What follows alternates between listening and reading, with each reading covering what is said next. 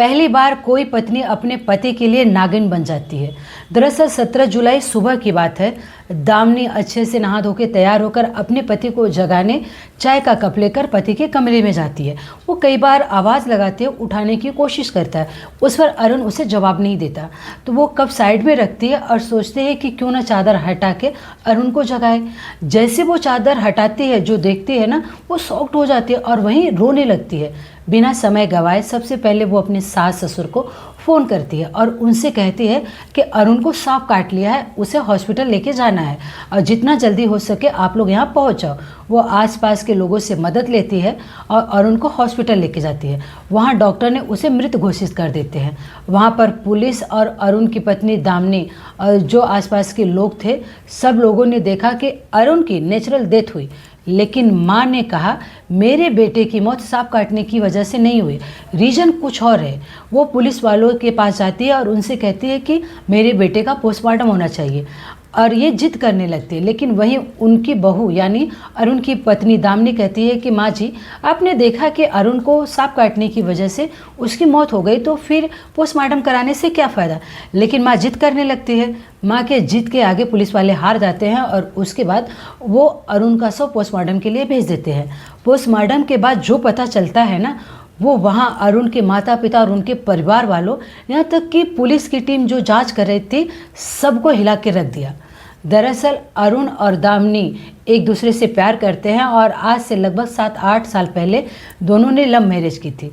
अरुण शादी के बाद अपनी पत्नी दामिनी को लेकर मेरठ चला जाता है। वहीं पर अतुल और अतुल की पत्नी कृष्णा किड्स पब्लिक स्कूल चलाते हैं। स्कूल अच्छा चल रहा था। कुछ समय बीतने के बाद उनकी पत्नी को एक बेटा होता है और सब कुछ अच्छा चल रहा था। तभी उस कृष्णा स्कूल में वैन चलाने वाले ड्राइवर से दामिनी को लव हो जाता है। वो प्यार करने लगती है।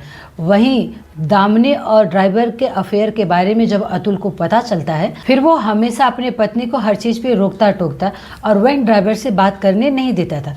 ये बात दामिनी और वैन ड्राइवर को इतनी बुरी लगती है कि वो लोग किसी तरह से एक दूसरे से मिलते हैं। फिर उसके बाद वो लोग कहते हैं कि क्यों ना अरुण को रास्ते से हटा दिया जाए।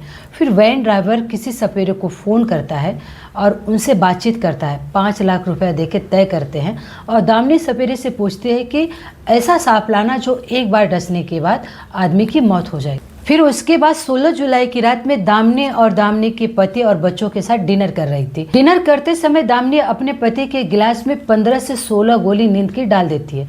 जैसे वो दूध का गिलास पीते हैं, उनको तुरंत नींद आने लगती है। वो अपने कमरे में गहरी नींद में सो जाते हैं। फिर दामिनी वैन ड्राइवर को फ़ोन करती है और वैन ड्राइवर सपेरे वालों को फ़ोन करके वहाँ बुला लेते हैं। सपेरे वहाँ पहुँच जाते हैं जहाँ अरुण अपने कमरे में सोया हुआ था गहरी नींद में। उसके कमरे में चादर के अंदर वो सांप डाल देते हैं। उसके डसने के बाद इंसान के जीने का कोई चांस नहीं रहता। वो इतना खतरनाक रहता है। वो अरुण को वहीं डस लेता है और उसके बाद सुबह वो अच्छे से पूरी मतलब एकदम प्रॉपर तरीके से नाटक करते हुए अरुण के कमरे में चाय का कप लेकर जाती है और उसे जगाने की कोशिश करती है।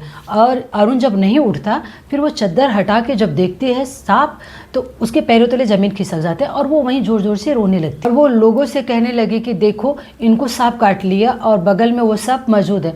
वहाँ के लोग, जितने लोग मतलब थे, उन लोगों को लगा कि बारिश का मौसम है, बारिश के मौसम की वजह से ऐसे सांप निकल ही जाते हैं, तो शायद काट लिया, तो सांप ने काटे। लेकिन माँ तो माँ होती है। माँ के छोटे से शक ने दामिनी को जेल के सलाखों के पीछे पहुँचा दिया। इसमें हम लोग रह रहे हैं, वहाँ पर तलाक की सुविधा भी उपलब्ध है।